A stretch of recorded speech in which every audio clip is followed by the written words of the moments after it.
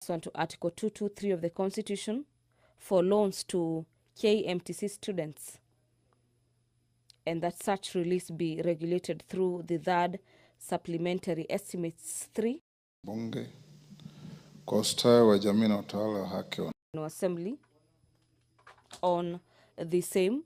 And so the member of Mbalambala is dwelling his a motion or his request on the allocation of help to support KMTC students on Article 223 of the Constitution. The Deputy Speaker of the House, Honorable Gladys Boss, is currently in the House this morning. Allow me to hand over for this live broadcast. Enjoy your viewing.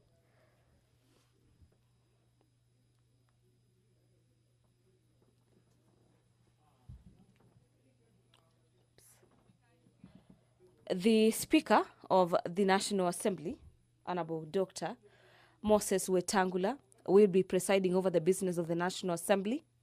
You can see him on your screens ready, and the members are all upstanding, meaning the business of the National Assembly will be commencing now.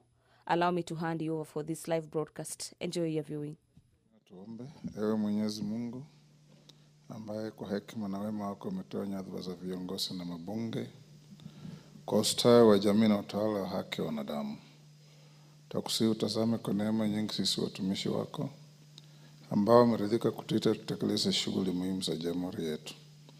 Tunakuomba uteremshie baraka zako sisi tuliokutanika hapa, na utujalie tuyatende na kufikiria mambo yote yatakayofikishwa mbele yetu kwa njia ya haki na uaminifu, ili utukufu na sifa zako ziendelezwe, na ili kustawisha amani, ufanisi na heri ya nchi yetu na wale ambao haja zao umezikabidhi mikononi mwetu.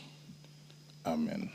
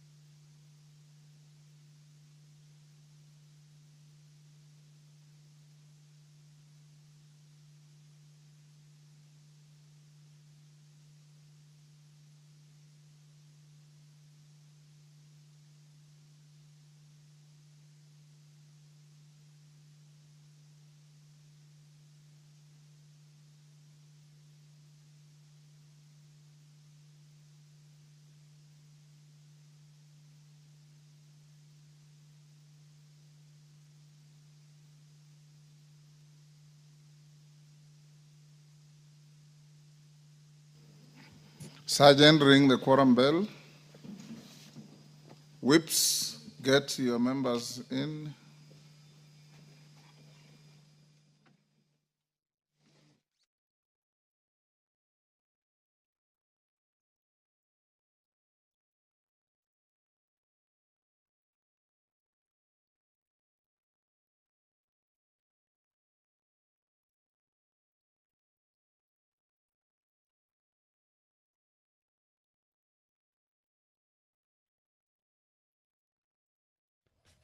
The Speaker of the National Assembly, he is currently presiding over the business of the House this morning. And upon the commencement of business this morning, we have the quorum bell on ring mode as per the directives by the Speaker. And this directive is coming from the Standing Orders number 34, subsection 1, that guides the House upon the commencement of business on matters quorum. As at this juncture, the House is not properly quorated, and we have that directive by Speaker Moses Wetangula that the Sergeant at Arms ring the quorum bell for 10 minutes. for members of the National Assembly within the presence of Parliament to make their way into the chambers this morning.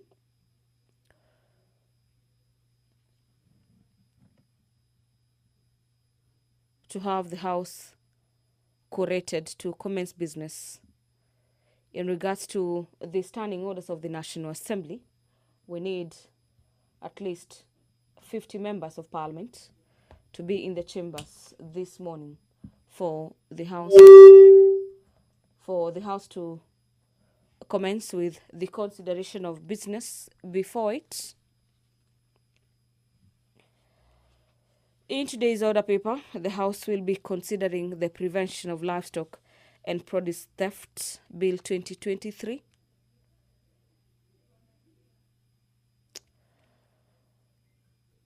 And the Productive and the Prevention of Livestock and Produce Theft is an act of Parliament seeking to provide for a legal framework for the identification of livestock, the movement of livestock, and the prevention of livestock theft, and the regulation of trade of livestock, the return of illegally acquired livestock and firearms, and for the connected purposes.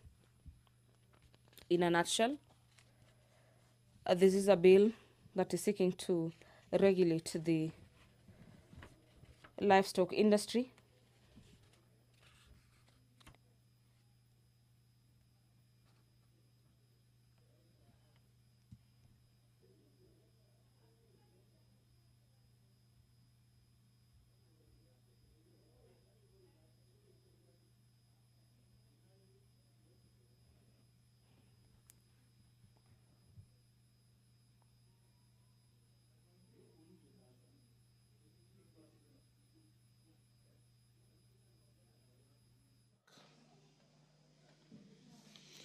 Order number 1, administration of oath.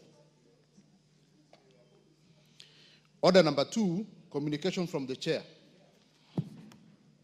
Order, members. Take your seats, Osoro.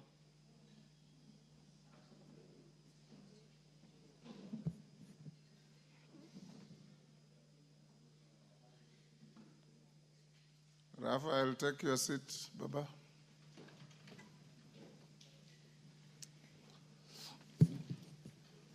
Honorable members, welcome to this morning's sitting.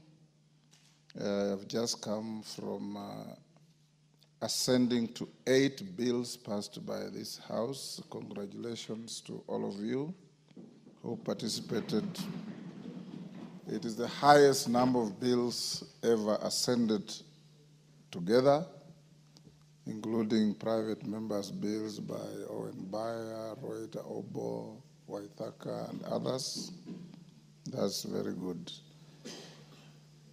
I'll invoke my authority understanding order number 1 and direct as follows: that the sitting of the House this morning is adjourned.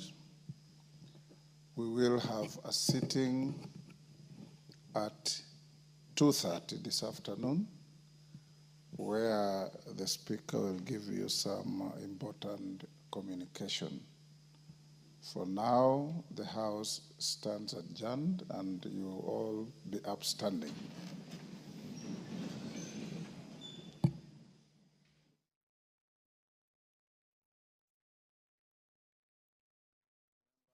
Businesses lined up this morning, you bear with the leadership and yours truly.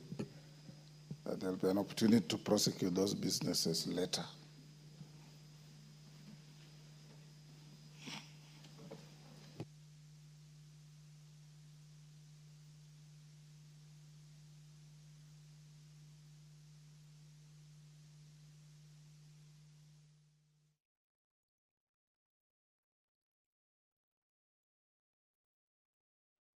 Well, that marks the end of this morning's sitting that has had the Speaker of the National Assembly, Honorable Dr. Moses Wetangula, suspending today's morning sitting at the National Assembly owing to some communications he says he'll be making to members of the National Assembly in the afternoon, when the House will be sitting during this afternoon to consider a number of business before it. And remember, during yesterday's sitting, the leader of the majority party was directed to have the Cabinet Secretary for Education appear before the House to answer to issues of delayed release of capitation funds. We'll be handing you over back to the Broadcasting House for our normal programming, and until 2:30 p.m. when the National Assembly will be resuming its afternoon sitting. Enjoy your viewing and have yourself a great day.